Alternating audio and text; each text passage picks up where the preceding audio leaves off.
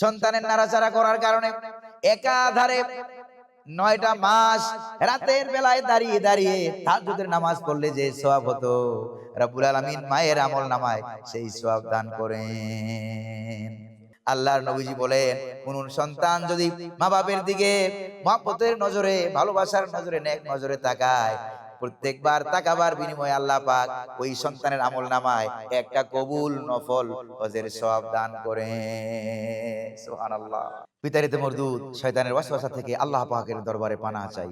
পরম করুণাময় অতীব দয়ালু আল্লাহ সুবহানাহু ওয়া তাআলার নামেই শুরু করছি। পড়ুন আমার সাথে, আউযু বিল্লাহি মিনাশ শাইতানির রাজীম, বিসমিল্লাহির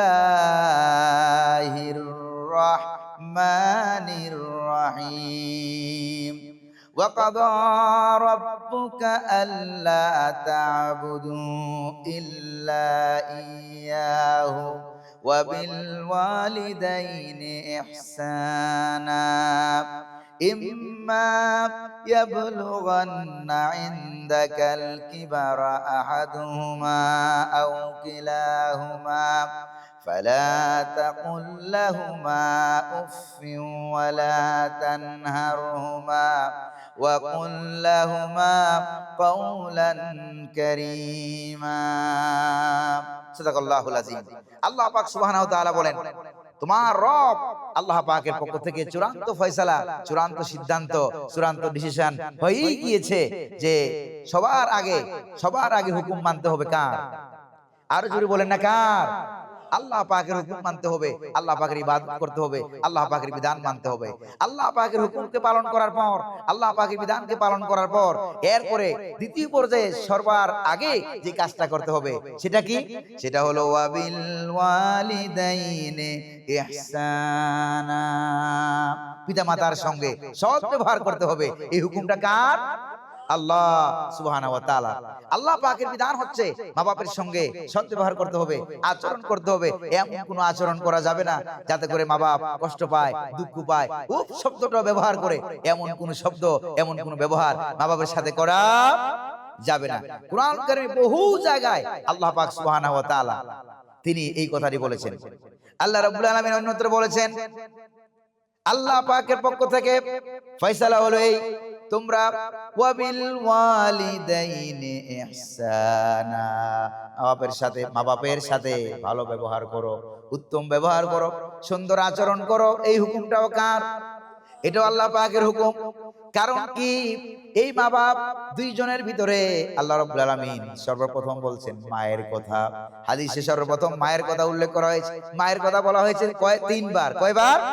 তিনবার বলা হয়েছে মায়ের কথা, একবার বলা হয়েছে বাবার কথা। আল্লাহর নবীর কাছে প্রশ্ন করা হলো, ইয়া রাসূলুল্লাহ, খেদমত করব কার? নবীজি বলেন, উম্মুক, তোমার মায়ের। আবার সাহাবী প্রশ্ন করলেন, সুম্মা মান, এরপরে কার? সাহাবী বললেন, উম্মুক, তোমার মায়ের। এরপরে সাহাবী আবার প্রশ্ন করলেন, সুম্মা মান, এরপরে কার? নবীজি বললেন, তোমার মায়ের। এরপরে সাহাবী আবার যখন প্রশ্ন করলেন, এরপরে খেদমত করব কার? নবীজি বললেন, সুম্মা আবু, এরপরে তোমার পিতার। তার মানে হলো মায়ের পিতার চাইতে আল্লাহ রাব্বুল আলামিন খেদমতের দিক দিয়ে মায়ের মর্যাদা 3 গুণ বাড়াইয়া দিলেন। কয় গুণ? জোরে বলেন না, কয় গুণ? কারণ মা এমন বড় বড় 3টা কষ্ট করেছে যেগুলি পিতা করে নাই। সুবহানাল্লাহ। এক নম্বরে হলো গর্ভে ধারণ যিনি করেছেন তিনি কে? মা। তিনি কে? তিনি হলেন মা। 2 নম্বরে হলো 2 বছর 2.5 বছর পর্যন্ত বুকের দুধ যিনি পান করাইলেন তিনি কে? তিনিও মা। এরপরে কুলে কাকে চড়াইয়া সন্তানকে সুন্দর করে পরিচর্যা করে পরিষ্কার করে, সন্তানকে গোসল করাইয়া পরিষ্কার করে সন্তানকে সেবা শুশ্রূষা যিনি করেছেন তিনিও কে? মা। এজন্য প্রিয় ভাইরা তাফসীরের ভিতরে এসেছে আল্লাহ পাক এমন 3টা কাজ সন্তানকে নিয়ে মা করেছেন যেটা বাবা করেন নাই। এজন্য আল্লাহ পাকের নবী 3 জায়গায় বলেছেন মায়ের কথা। 3 বার বলেছেন। কয়বার? 3 বার বলেছেন মায়ের কথা। এরপরে রাব্বুল আলামিন বলেন, হামালাতুহু উম্মুহু কুরহাউ ওয়া ওয়াদাআতুহু কুরহা। অন্য আয়াতে রাব্বুল আলামিন বলেন, হামালাতুহু উম্মুহু ওয়াহনান আলা ওয়াহনিন ওয়া হামলুহু ওয়া ফিসালুহু 30 শাহরা। আল্লাহ পাক সুবহানাহু ওয়া তাআলা বলেন, তোমার মা কষ্টের পর কষ্ট, শ্রান্তির পর শ্রান্তি, দুর্বলতার পর দুর্বলতাকে উপেক্ষা করে তোমার মা তোমাকে গর্ভধারণ করেছে। এই জন্য রব্বুল আলামিনের নবীজি বলেন, আল মারআতু ইযা হামিলাত কানা লাহা আজরুস সাইমি ওয়াল কাইমি ওয়াল মুকবিতিল মুজাহিদি ফি সাবিলিল্লাহ। আল্লাহর নবীজি বলেছেন, একটা মা যখন সন্তানকে গর্ভে ধারণ করে, যখন গর্ভবতী হয়ে যায়, সে তখন ঠিকভাবে খাইতে পারে না, ঠিকভাবে খাইতে পারে না, মাথাটা ঘুরায়, বমি বমি ভাব হয়ে যায়, খাইলেও বমি করে। এই কষ্টটা অবলম্বন করার কারণে, সহ্য করার কারণে নবীজি বলেন, কানা লাহা আজরুস সাইমি, এই দীর্ঘ 9টা মাস না খেয়ে রোজা রাখলে পরে যেই সওয়াব হতো, আল্লাহ রাব্বুল আলামিন মায়ের এই কষ্টের প্রতি খুশি হয়ে মায়ের আমলনামায় সেই রোজার 9 মাসের রোজার সমান সওয়াব দান করেন। আর একটু জোরে বলেন না সুবহানাল্লাহ। 2 নম্বরে হলো, মা যে ঠিক মতো ঘুমাইতে পারে না, রাত জেগে থাকে, হঠাৎ করে বাচ্চা, একটা জীবিত মানুষ, তার পেটের ভিতরে আরেকটা জীবিত মানুষ, সে কিন্তু চুপচাপ বসে নাই, কেন দিয়ে গুতা মারতেছে, হাঁটু দিয়ে গুতা মারতেছে, হাত দিয়ে গুতা মারতেছে, নাড়াচাড়া করতেছে, ডানে যায় বামে যায়, এদিক সেদিক উপর নিচে সে গুতা মারতেছে। মা যে ঠিকভাবে ঘুমাইতে পারলো না, সন্তানের নাড়াচাড়া করার কারণে একাধারে 9টা মাস রাতের বেলায় দাঁড়িয়ে দাঁড়িয়ে তাহাজ্জুদের নামাজ পড়লে যে সওয়াব হতো, রব্বুল আলামিন মায়ের আমলনামায় সেই সওয়াব দান করেন। এরপরে এই সন্তানকে ডেলিভারি করার সময়, সন্তান যখন ডেলিভারি হবে, মা যে বেহুশ হয়ে গেল, রক্তাক্ত হয়ে, মা যে রক্তাক্ত হয়ে গেল, মা যে বেহুশ হয়ে গেল, নবীজি বলেন, পুরুষেরা জিহাদের ময়দানে গিয়ে জীবন দিয়ে রক্তাক্ত হয়ে জিহাদ করে যেই সওয়াব পাবে, ওই সন্তানকে ডেলিভারি করার কারণে মায়ের আমলনামায় রব্বুল আলামিন সেই জিহাদের সমান সওয়াব দান করবেন। সেই মাকে কি করে ভুলে যাও? অনেক যুবকেরা আছে, সুন্দরী বউ পাইয়া, স্ত্রী পাইয়া মা বাপকে ভুলে যায়। এরকম বোধহয় আমার দেশে নাই, যেরকম না আছে নাকি নাই? আমাদের দেশেও তো এরকম আছে। মাকে ভুলে যেও না, বাবাকে ভুলে যেও না। কারণ হলো, মা বাপ তোমাকে এমন সময়ে, মা বাপ তোমাকে রক্ষণাবেক্ষণ করেছে, লালন পালন করেছে, যেই সময়ে তোমার এই পৃথিবীতে অন্য কেউ তোমাকে দেখাশোনা করার মতো ছিল না, অন্য কেউ তোমাকে লালন পালন করার মতো ছিল না। এমন সময় তোমাকে গর্ভধারণ করেছে, তোমাকে 2 মাস, 2 বছর, 2.5 বছর বুকের দুধ পান করিয়েছে, কুলে কাকে চড়ে। এখন না ইলেকট্রিসিটি আবিষ্কার হয়েছে, বিদ্যুৎ আবিষ্কার হয়েছে, গ্রামে গঞ্জে অনেক জায়গায় বিদ্যুৎ এখনো তো নাই, এরকম এলাকাও বাড়িঘর আছে নাকি নাই? সেই এলাকায় ও সন্তানেরা, তোমাদের কি মনে নাই? তোমাদের কি মনে নাই? ডাক্তার, ঔষধপত্র সেকালে ভালোভাবে পাওয়া যেত না।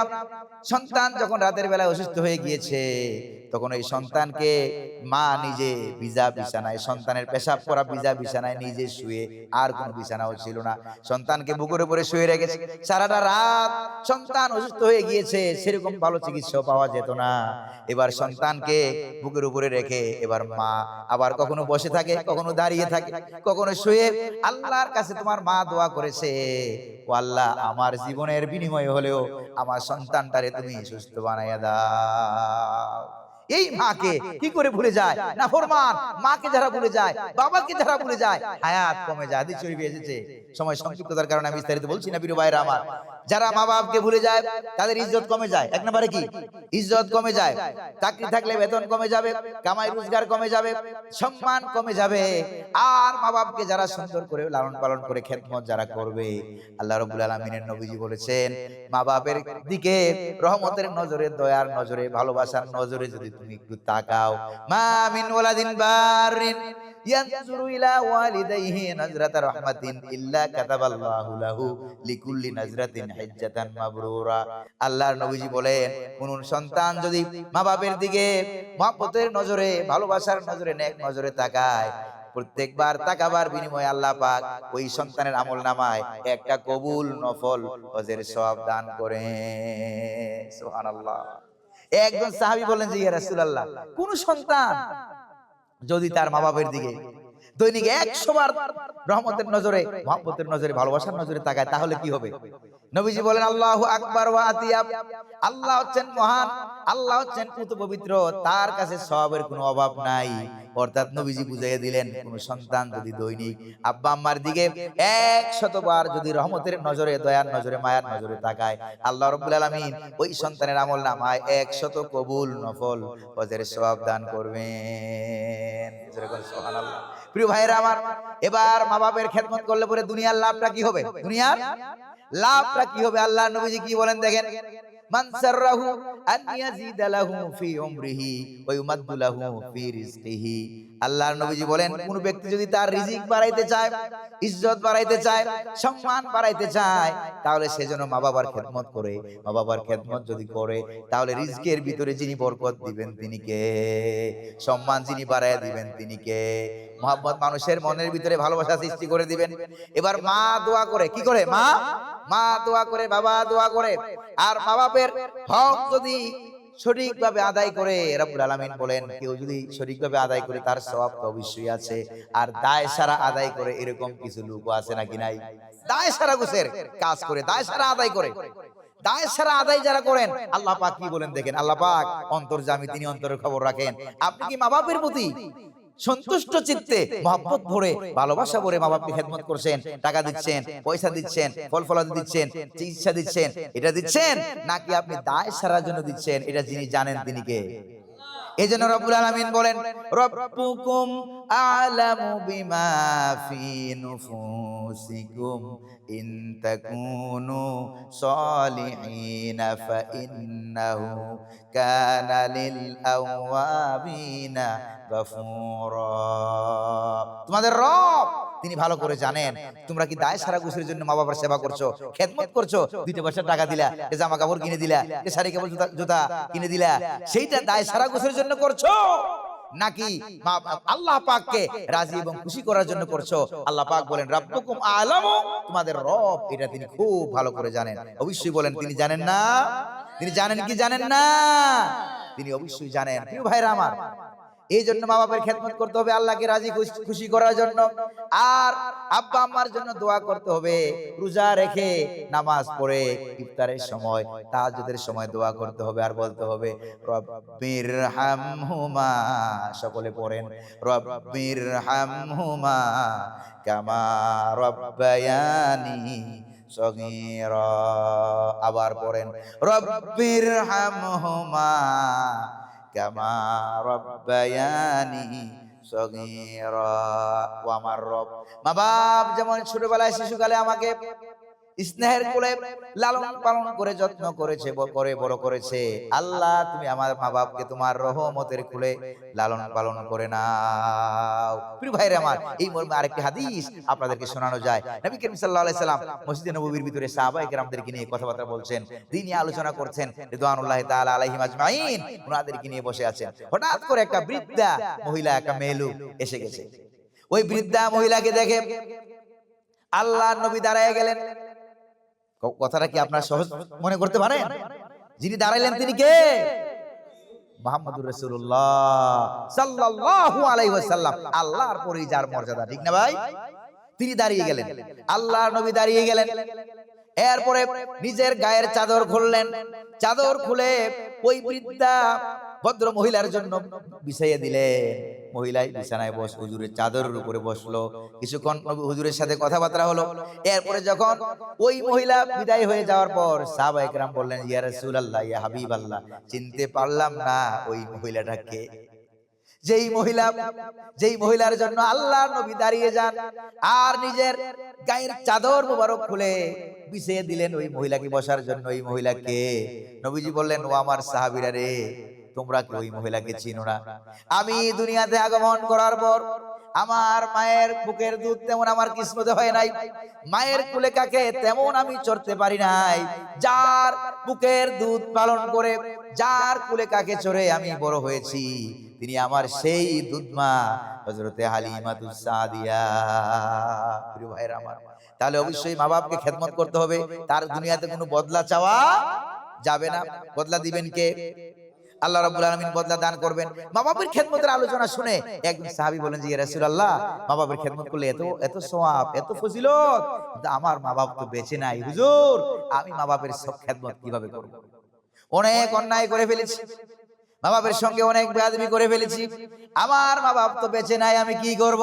নবীজি বললেন ফিসালুন আরবা, এই মর্মে চারটা কাজ আছে, চারটা কাজ করলে পরে মা বাপের ইন্তিকালের পরেও, মৃত্যুর পরেও, জিন্দা থাকা অবস্থায় মা বাপের খেদমত করলে পরে যে সওয়াব হবে, মা বাপের ইন্তিকালের পরে চারটা কাজ করলে আল্লাহ পাক ওই সন্তানের আমল নামায় সেই সওয়াব দান করবেন। এক নম্বর হলো দোয়া উলাহুমা, মা বাবার জন্য দোয়া করা। কার কাছে? আল্লাহ তাআলার কাছে মা বাবার জন্য দোয়া করা। মা বাবার জন্য দোয়া করা, মা বাবার জন্য আল্লাহর কাছে দোয়া করা, মা বাবার জন্য বলা। আল্লাহ পাক কেমনে দোয়া করব এটাও আল্লাহ পাক শিখিয়ে দিয়েছেন। সন্তানেরা আব্বা আম্মার জন্য দোয়া করো, রব্বিগফিরলি ওয়ালি ওয়ালিদাইয়া ওয়ালিল মুমিনিনা ইয়াউমা ইয়াকুমুল হিসাব। মা বাবার জন্য দুইটা দোয়া আল্লাহ পাক কোরআনুল কারীমে বলে দিয়েছেন। জোরে বলেন না কয়টা? দুইটা দোয়া বলে দিয়েছেন। একটা হলো আল্লাহ আমাকে মাফ করো, আমার আব্বা আম্মাকে ক্ষমা করো, কিয়ামতের দিন আমার আব্বা আম্মাকে ক্ষমা করে দিও, মাফ করে দিও। আল্লাহু আকবার বলেন। আরেকটা হলো মা বাবার জন্য দোয়া করো, রব্বির হামহুমা কামা রাব্বায়ানি সগীরা। মা বাবার জন্য দোয়া করো। দুই নম্বরে হলো ওয়াল ইস্তিগফারু লাহুমা, মা বাবার জন্য ক্ষমা চাওয়া। কার কাছে ক্ষমা চাওয়া? আল্লাহর কাছে ক্ষমা চাওয়া, আল্লাহর কাছে মাফ চাওয়া। আয় আল্লাহ তাআলা, দুনিয়ার আদালতের সামনে দাঁড়াইয়া যদি মা বাবার অপরাধের পক্ষ থেকে সন্তান হিসেবে যদি আমি দুনিয়ার আদালতে দাঁড়াইয়া ক্ষমা চাইতাম, আমার মা বাপকে মাফ করে দেন, তাহলে দুনিয়ার আদালতও মাফ করে দিত। আয় আল্লাহ তাআলা, দুনিয়ার আদালতের চাইতে দয়া মায়া রহমত মমতা তোমার দরবারে অনেক অনেক অনেক বেশি। ও আল্লাহ তাআলা, দয়া করে মেহেরবানি করে আমার আব্বা আমাকে ক্ষমা করে দাও। মা বাপ বুঝতে পারে নাই, অনেক গুনাহের কাজ করে ফেলেছে, অনেক পাপের কাজ করে ফেলেছে, মা বাপকে ক্ষমা করে দাও। এইভাবে করে আব্বা আমার জন্য ক্ষমা চাইতে হবে কার কাছে? দুই নম্বরে। তিন নম্বরে হলো ওয়াল ইনফাজু আহাদিহিমা। তিন নম্বর, মা বাপ অনেক ওয়াদা করে গিয়েছে মৃত্যুর সময় অথবা আগে যে আমার মৃত্যুর পর মসজিদে এই সম্পদটা দান করিও, মাদ্রাসায় এই সম্পদটা দান করিও, রমজান মাসে মুসল্লিদেরকে ইফতারি খাওয়াবার জন্য এই টাকা দান করিও, এই পয়সা দান করিও। এটা আছে নাকি নাই? মা বাপ মৃত্যুর সময় যে ওয়াদা করে গিয়েছে অথবা আরো আগে যেই কথাগুলি সন্তানের জন্য রেখে গিয়েছেন, মা বাপের রেখে যাওয়া সেই ওয়াদাগুলিকে বাস্তবায়ন করা। জোরে জোরে কন্যা সুবহানাল্লাহ। এরপরে 4 নম্বরে হলো ওয়াল ইকরামু সাদিকিহিমা, মায়ের যেই বান্ধবীরা আছে, মায়ের আপন বোন খালা, অনেকের আছে নাকি নাই? অনেকের খালা আছে। নবী করিম সাল্লাল্লাহু আলাইহি সাল্লামের কাছে একজন সাহাবী এসে গেল, হুজুর মায়ের খেদমত আমি করতে পারি নাই, কি করব? মা তো মারা গেছে। নবীজি বললেন তোমার খালা কি বেঁচে আছে? সাহাবী বলল, হুজুর আমার খালা বেঁচে আছে। নবীজি বলেন খালার কাছে যাও, খালার কাছে চলে যাও, খালার সেবা করো, শুশ্রূষা করো, খালার খেদমত করো। তাহলে মাকে খেদমত করলে পরে যেই সওয়াব হতো, আল্লাহ তোমার আমলনামায় সেই সওয়াব দান করবেন। কারণ মায়ের রক্ত খালার ভিতরে আছে নাকি নাই? আছে নাকি নাই? এই জন্য মায়ের যে বান্ধবীরা আছে, চাচি আম্মার আছে, খালা আম্মার আছে, মা যে সকল মহিলাদের সাথে চলাফেরা করতেন, তুমি সন্তান হিসাবে ওই মায়ের মতোই তাদের সাথে চলাফেরা করো, তাহলে তোমার আমলনামায় আল্লাহ পাক মায়ের খেদমত করলে যেই সওয়াব, ওই সওয়াব দান করবেন। বাবার যে বন্ধুরা আছে তাদের সাথে বাবার মতো আচরণ করো। বাবার ভাইরা আছে নাকি নাই? চাচারা, খালু, মামা, বাবার যে বন্ধু বান্ধবেরা আছে, কলিগেরা আছে, তাদের সাথে বাবার মতোই, তাদেরকে বাবার মতোই সম্মান করো। মাঝে মাঝে একটু হাদিয়া তোহফা দিও, মাঝে মাঝে একটু খেদমত করিও, মাঝে মাঝে তাদেরকে একটু খোঁজ খবর নিও, একটু মোবাইল করিও, টেলিফোন করিও। তাহলে আল্লাহ রাব্বুল আলামিন মা বাবার খেদমত করলে যে সওয়াব হতো, তোমার আমলনামায় সেই সওয়াব দান করবেন।